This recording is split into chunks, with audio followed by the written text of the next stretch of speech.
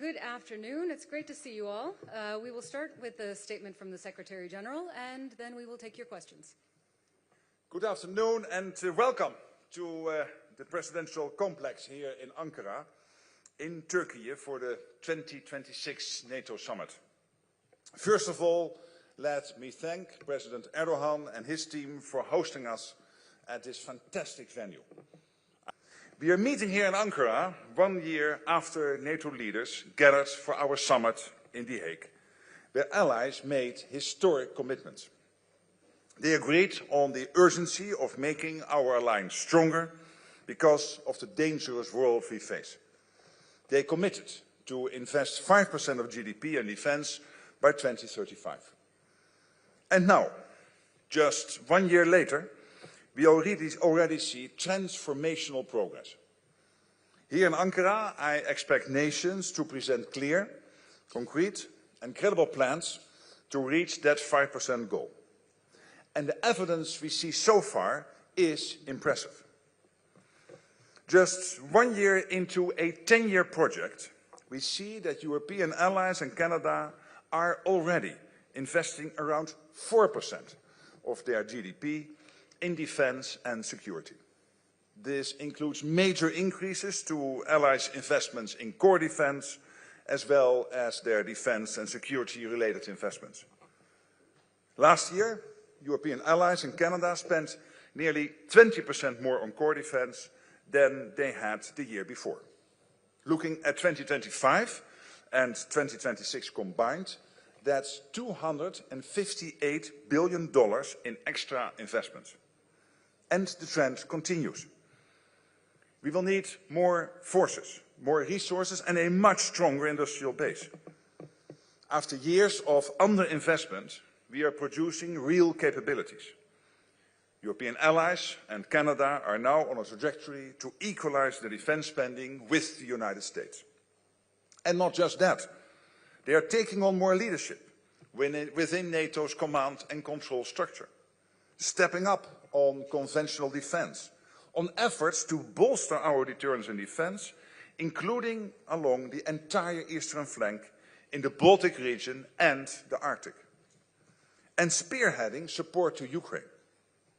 All of this is evidence of a real shift in mindset. A stronger Europe in a stronger NATO. The investment is there, and now we need to ensure that we are translating our economic might into military capabilities, putting the cash to work, from defense plans to drones, from money to missiles and interceptors. This means ensuring innovation is front and center, overcoming fragmented national defense industries and cutting red tape.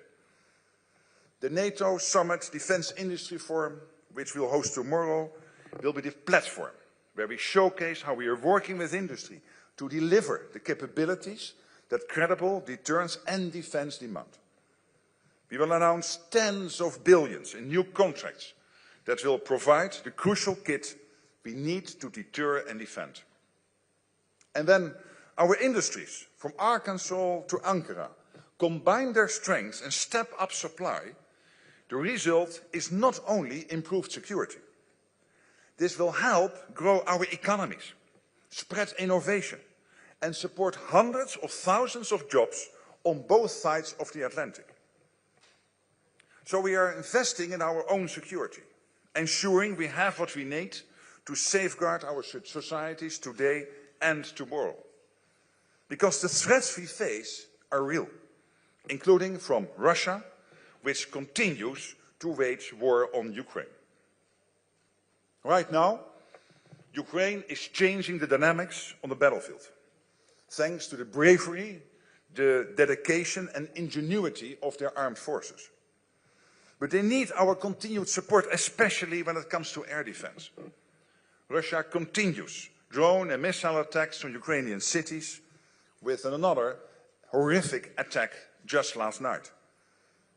So as Ukraine continues to defend its sovereignty, allies and NATO partners must continue to ensure Ukraine gets what it needs. And let me be clear, all allies need to pull their weight. so that our support to Ukraine continues to flow. Because Ukraine's security is so closely linked with our own. So that's the overview of our agenda for the summit here in Ankara. We are delivering on the commitments made in The Hague to invest in our defense. We will ensure that we are rebalancing for the better, fairly sharing the responsibility for our shared security. We will turn cash into capabilities, joining forces with industry. And we will continue our robust support for Ukraine, reminding President Putin that we are firm in our commitment. Over the next 2 days, the 32 allies, along with partners from Ukraine, the European Union, the Indo-Pacific and the Gulf, will gather to ensure that NATO continues to deliver. Together, we represent nearly 2/3 of the world economy. And we are coming together because we know that cooperation is key. We are stronger together, in NATO, with partners, to ensure the freedom and security we all hold dear. Thank you. All right, and now we'll head to questions. We'll start over here, 5th row towards the end.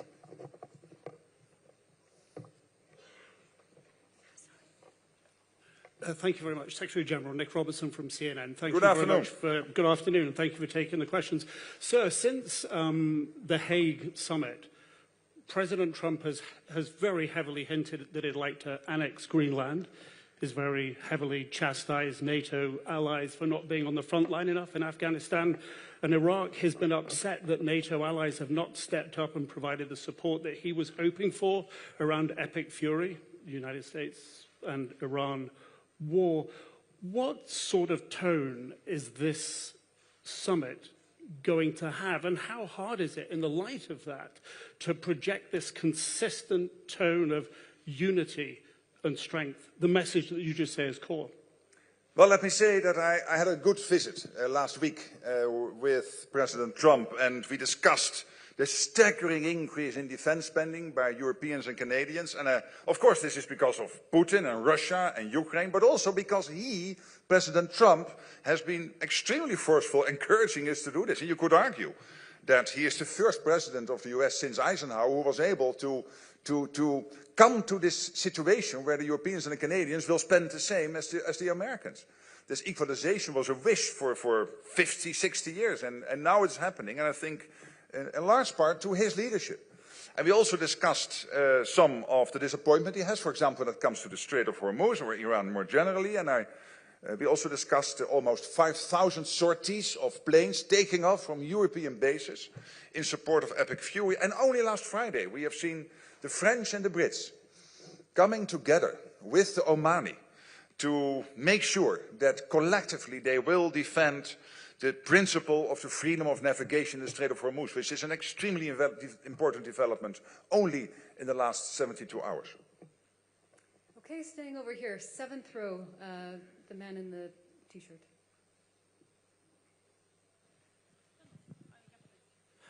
Mr. Secretary General. Where are you? I need to see you. Yes, hi. Yeah. Good to see you. My name is Volodymyr Brunets. I'm from Kiev, Ukraine, ICTV. Obviously, this summit is happening just across the Black Sea from Putin's war against Ukraine. And we have seen clearly what happened last night was obviously a clear message to NATO. Have the leaders discussed that message? Have they heard it? And what will they say in response?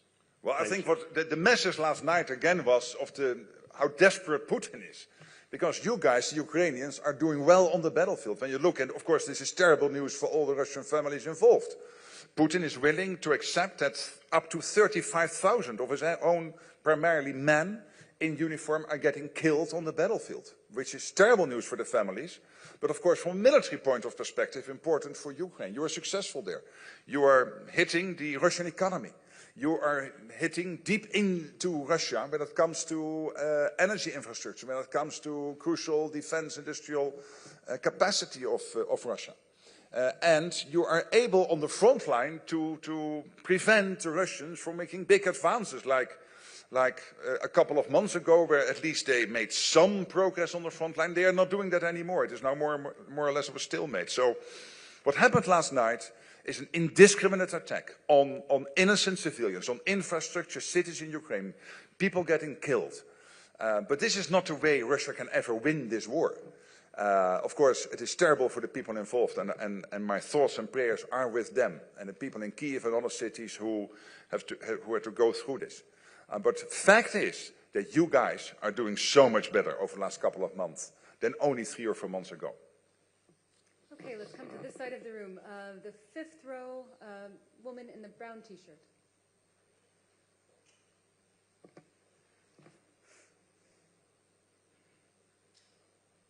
Thank you. Hi. Hi, Deborah Haynes from Sky News. The UK Ministry of Defence today has revealed that a Russian spy plane has been sort of flying over the aircraft carrier that's the NATO flagship at the moment in the high north, dropping large numbers of these sonar devices that it's believed was more to harass the warship. What's your response to this act by Russia? And do you think that the fact that Russia feels confident enough to harass a NATO warship on the eve, just ahead, a few days before the NATO summit, we've had these drone sightings across, sites across Europe, lots of other sort of sub-threshold activities. Are you worried that it means that NATO is failing to deter Russia under the threshold of conventional war, despite all of this strong language about increasing defences? To the contrary, and your country, the United Kingdom, did exactly what needed to be done. And let me commend the British military for the actions they took. That's part one of my reaction to your question. Part two is that it also shows the unprofessionalism of the Russians. Willing to do this so close to this ship, of course that's reckless, it's unprofessional, and again, the UK armed forces did exactly what they needed to do, and this is evidence that we will defend ourselves. All right, and then just behind her in the sixth row.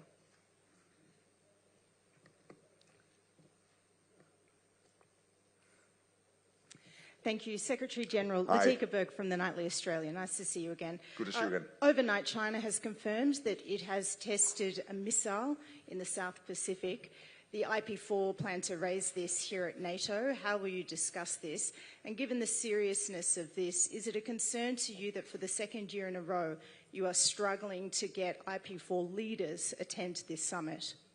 On the second part of your question, no, because we have a very close cooperation with the IP4, including with Anthony, your Prime Minister, and the Prime Ministers and Presidents of New Zealand, the Republic of Korea, and Japan. I was just texting this afternoon with the Japanese Defense Minister about this latest development, and I think it is evidence of the fact that we cannot be naive about China. You know this, and this is why we have this close cooperation. Because the theaters are getting more and more intertwined, connected. What happens in the Pacific is relevant to what is happening in the transatlantic. And we see it also in the war with Ukraine, where China, North Korea and Iran are key enablers of Russia's unprovoked war of aggression against Ukraine. So this again is evidence that we cannot be naive, and I can assure you that we are on it. Okay, coming over here, fourth row, AP.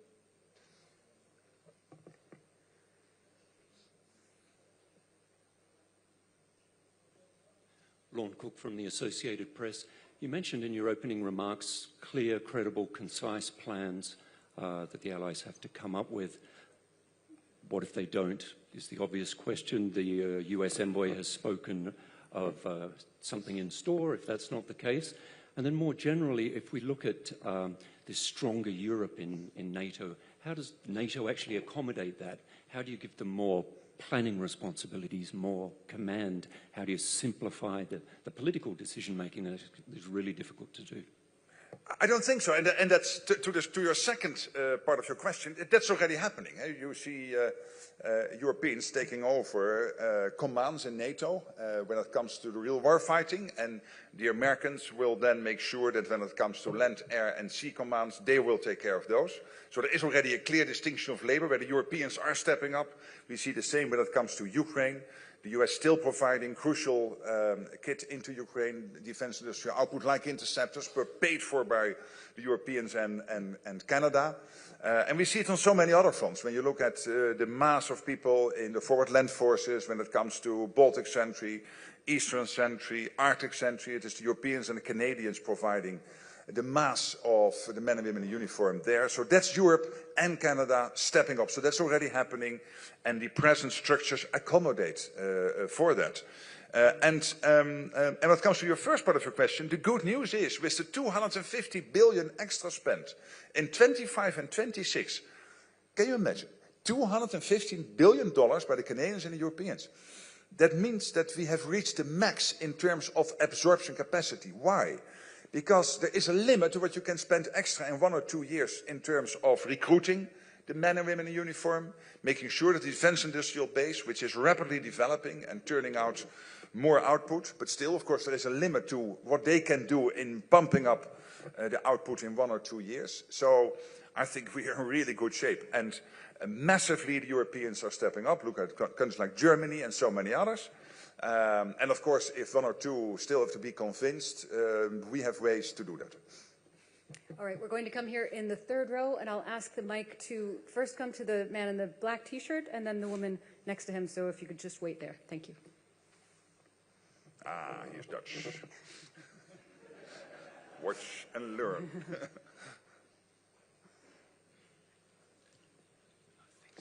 Yeah, I don't think I have to introduce myself, but I will do it anyway. Dutch agency ANP, thanks, sir.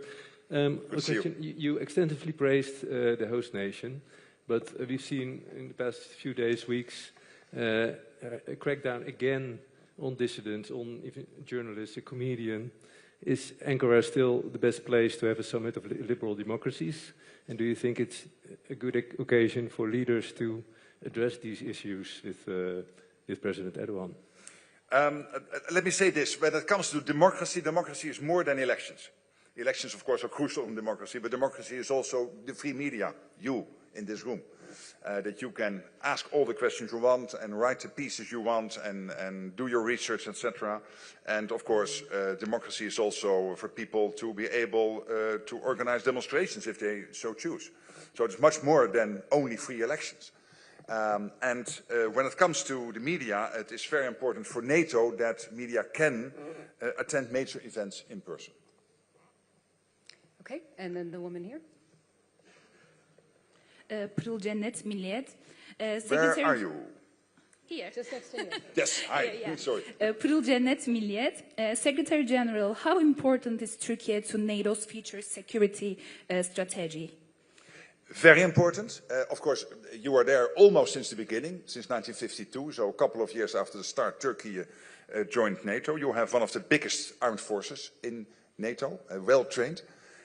And particularly the last 5 to 10 years, you have rapidly developed your defense industrial base. You have now about 3,000 companies every day churning out the kit, the defense industrial output our men and women in uniform need to defend ourselves. So for all these reasons, Ankara, Istanbul, Turkey as a whole is really important. And your place on the map is important, your leadership in NATO is important, and the fact that you organized this summit now, this NATO summit here in Ankara, is evidence of that.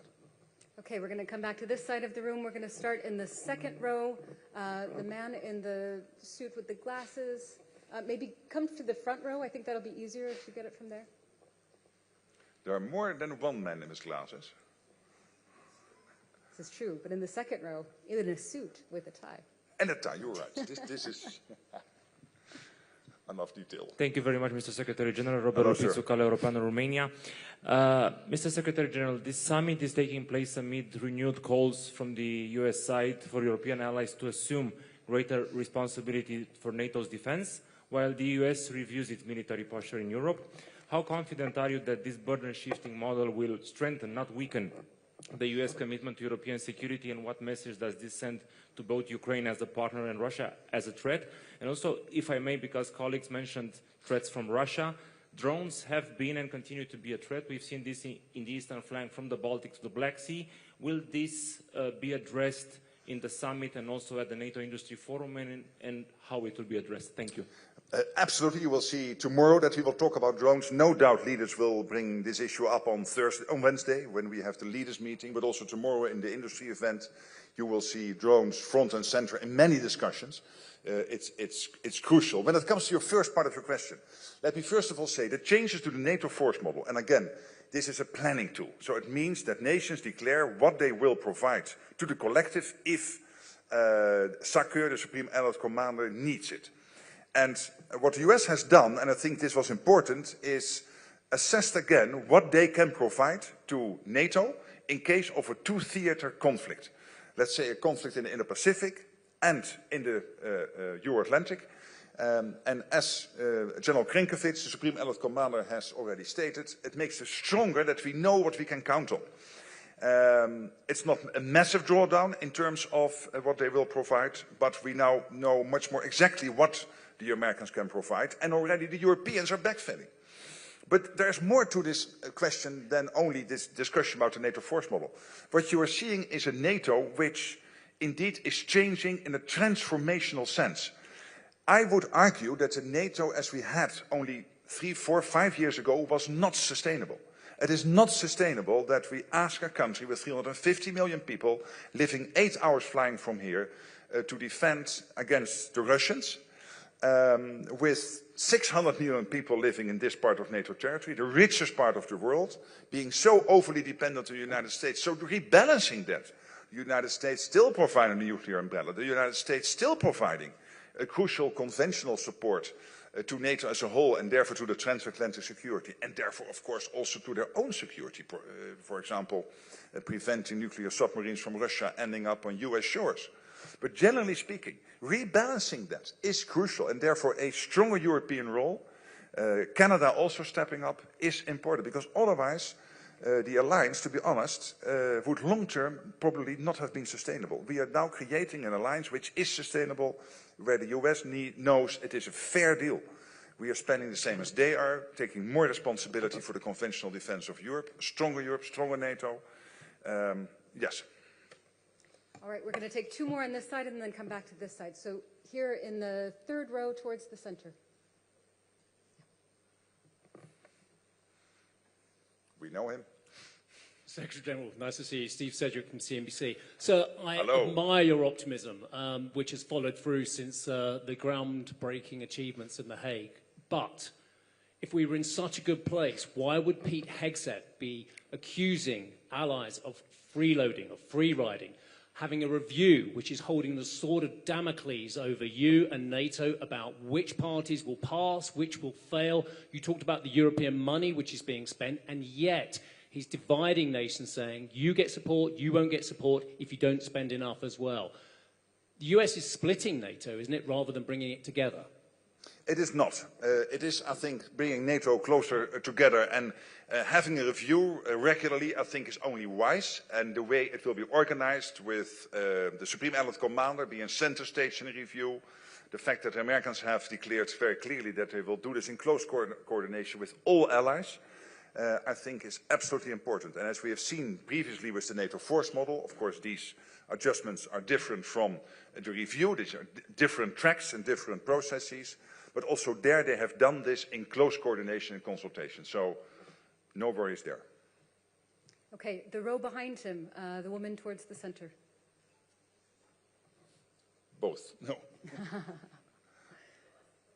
There are many. The mic is coming.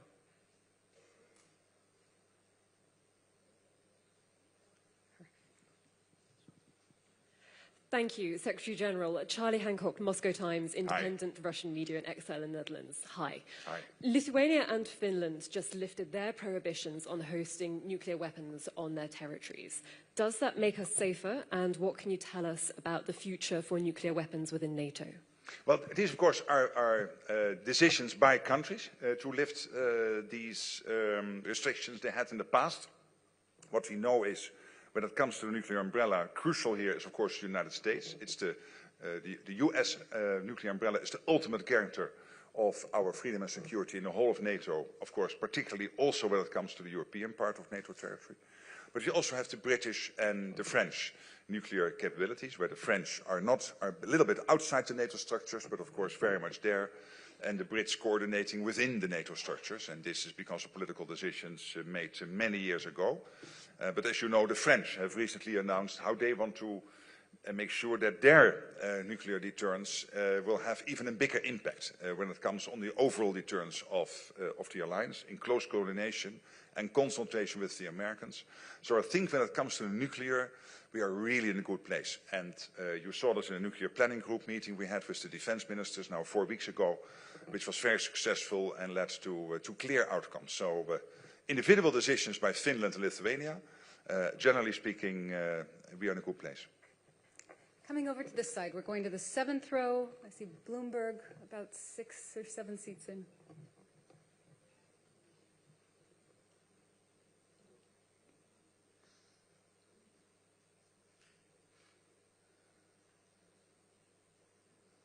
Who is Bloomberg?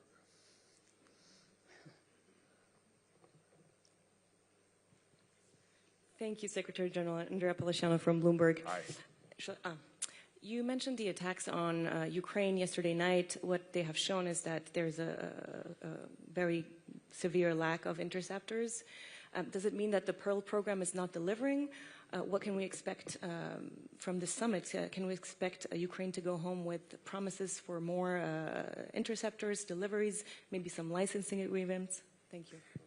When it comes to the political, I can assure you that the United States is doing everything they can to deliver on the Pearl commitment, and they are doing. So even as we speak, Pearl deliveries, including interceptors, are being sent to Ukraine and being used by Ukraine.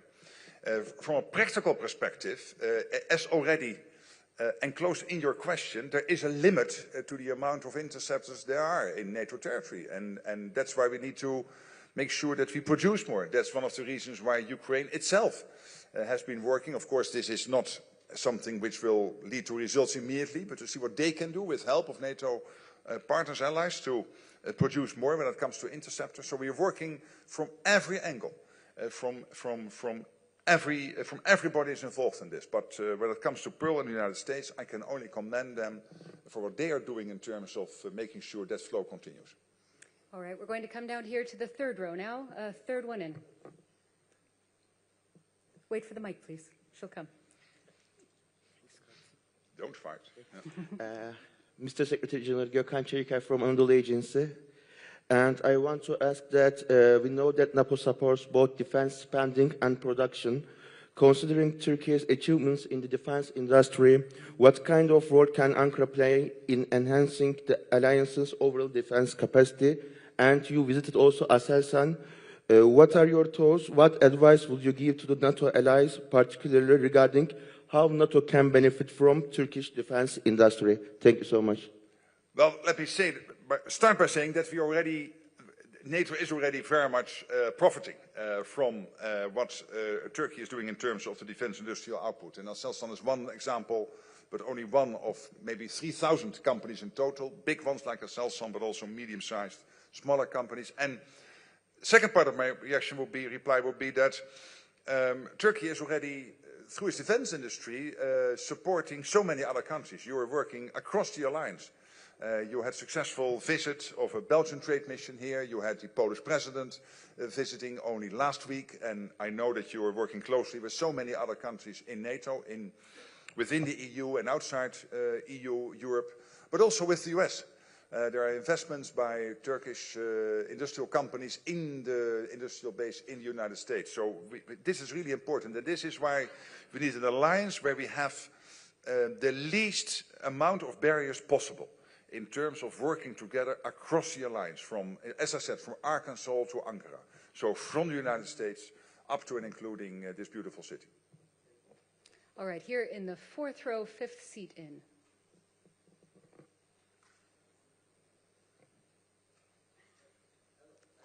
Hello. I am Emre Karaca from Habertürk TV, from Turkish TV channel. Maybe you mentioned that all part of my question, but I'd like to underline specifically actually. What is the NATO's position regarding unity and solidarity among all allies? Actually, in different times, Turkish authorities have acknowledged, complained that some NATO members impose sanctions on Turkey. And do you agree that hidden sanctions have been implemented by some NATO members to other NATO members, actually, specifically, of course, Turkey? And do you agree with that, the argument that actually European Union countries, discrepancy between European Union countries of members and others, of course? Would you like to say your position, your perspective? Thank you. Thank you for that question. And obviously, from my position and role, it is important that all 32 allies work together, again, as boundaryless as possible, without any barriers when it comes to, for example, sharing defense industrial output, and making sure that we work across the alliance and across the Atlantic. Of course, in an alliance like NATO, you will always have your political discussions and sometimes disagreements. People are always getting overly excited when that happens. I don't. I think it is only incumbent on democratic alliances that you sometimes have those discussions. And then it is my role to discreetly, behind the scenes, see what I can do to help to solve it. So not to speak about it in public, so that I can be of maximum help behind. Some of these issues are there for many years, sometimes decennia, tens of years already. That's also unavoidable in a big alliance like NATO. But I can assure you, when you ask me what I think, I really believe that when it comes to EU, non-EU European countries, Canada, the United States, let's make sure that we work together to the max. Because in the end, we have only one goal, which is to protect the whole of NATO territory against Russia, against terrorism, against any other threat we face. And that means that, internally we can have these discussions again, no problem, but then solve them and come together. All right, we're coming back to this side of the room now. Let's start in the second row. The woman in white and then the man next to her. Hello, I'm from the Insider Media. My name is Anastasia Mikhailova, and I want to ask you about peace negotiation. How we all know, the Putin stay on his conduction and never change how he want to peace will be. But my question is, what could make change his mind? And what do you think about news from today about when he told to Ukraine not attack, only defend yourself? How it's all could be? Thank you. Yeah, when it comes, a very good question. When it comes to the peace process, obviously you need two to tango. Volodymyr Zelensky, the president of Ukraine, is willing to sit down with Putin in whatever format to solve this terrible war. Obviously, so far, Putin has declined to sit down. And I really want, again, to thank the Americans for breaking the deadlock with Putin, particularly the American presidents from almost day one when he got into office, opening up channels to Putin. They think that's extremely important because he was the only one who could do that, and particularly at that stage of the process. The Ukrainians are doing better and better on the battlefield, but in the end, I cannot predict what needs to happen for Putin to come to the negotiating table. I think nobody in this room can predict. It's difficult to look into this guy's mind and head. But what we are seeing is an economy in difficulty, Ukrainians striking deep inside Russia, vital energy infrastructure and defense industrial infrastructure, and of course Ukraine doing better and better on the battlefield. And as I said, Putin is willing to sacrifice up to 35,000 of his own men, which is crazy, on the battlefield. Can you imagine what an impact that has on all those families? So if you're a young guy living in Russia and you contemplate joining the war effort, well, think again, because probably you will be one of the 35,000 this month, next month, the month after. But hey, I don't know what we need to do more to get Putin to the table. Okay, and the man just next to her. Media outlet Zerkalo from Belarus. 2 weeks ago, President Zelensky said that Belarus is building and upgrading its military infrastructure, which Russia could use again to attack Ukraine from the north. Ukraine demanded that Belarus turn off the signal repeaters near the border that helps Russian drones attack the Ukrainian cities. Zelensky said that Belarus did it, but there are reports that Ukraine might have destroyed them with drone strikes. Does NATO have any information on whether Ukraine attacked Belarus to disable these repeaters? And does NATO share Ukraine's concern about the military build-up in Belarus? Well, obviously, I cannot not tell you everything we, well, yes or not know, but because some of that is, of course, classified. But let me say that let's not be naive about the role Belarus is playing. I mean, they're under huge influence from Russia, from Moscow. So I think what happens in Minsk is very much inspired, to use that word, by Putin. And that's, I think, clearly coming from the statements of Zelensky. All right, we're just about out of time. We'll try and take a couple more questions. Let's come here in the second row.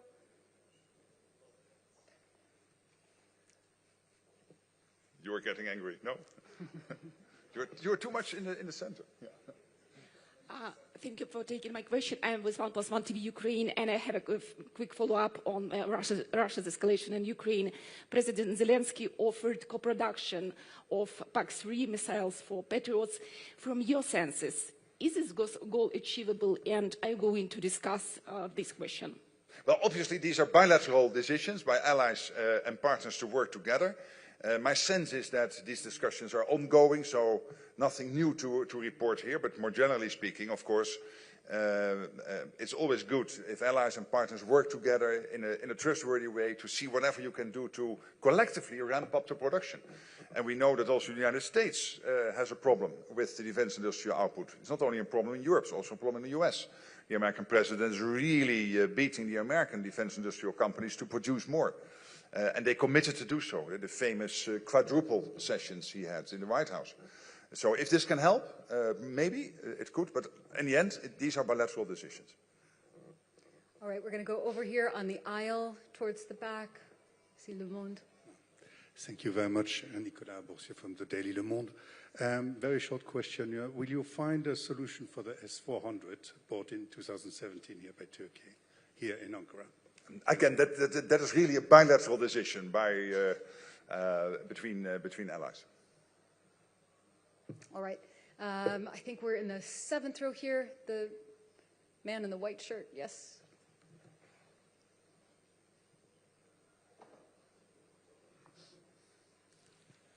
Thank you, Alison, and it's Joe Barnes from the Daily Telegraph. Hi. Hello. You spoke about, and I can't remember your exact words, about ensuring that NATO allies can meet their spending goals and targets. Matthew Whitaker, the US ambassador to NATO, has been speaking about giving allies benefits for hitting the targets. Given how much you enjoy your trips to the Oval Office, do you believe it is in the right spirit that President Trump restricts those who don't hit NATO's defence spending goals to similar meetings? But more crucially, do you think the US should be restricting and maybe not prioritising countries for procurement of American weapon systems if they are not hitting that 5% goal? Thank you. Hey, listen, in the end, it's up to every ally, including the United States, to decide how they build that relationship with the other 31. And so let me answer your question more generally. I think the US, and I use the word encouraging, and probably that is a bit of a weak word, strongly encouraging allies, indeed, to move to the 5%, to make sure that defense industrial output is ramping up, I think is only good. And then when it comes to the specific measures, in the end, that's up to each ally to decide how they will develop their bilateral relations with other allies. But generally speaking, it helps a lot that the American president is on this. As I said, it was because of Russia, it was because of Ukraine. But when you look at last year, countries like Spain and Italy and Belgium and Canada, so bigger economies, all reaching the 2%. Of course it was because of Russia and Ukraine. But maybe there was also, to a small part, the Trump factor. And I commend him for it, because he's the first one since Eisenhower who is delivering on this and making sure that where the US has always been committed to NATO, that this expectation the US had since Eisenhower, that we spend the same as they do, as the US is doing, we are getting there now. All right. Thank you all so much. That's all we have time for this afternoon, but we will see you again, and we look forward to it. Enjoy your time here. Thanks so much. Next time you sit on the side. Hey. Take care.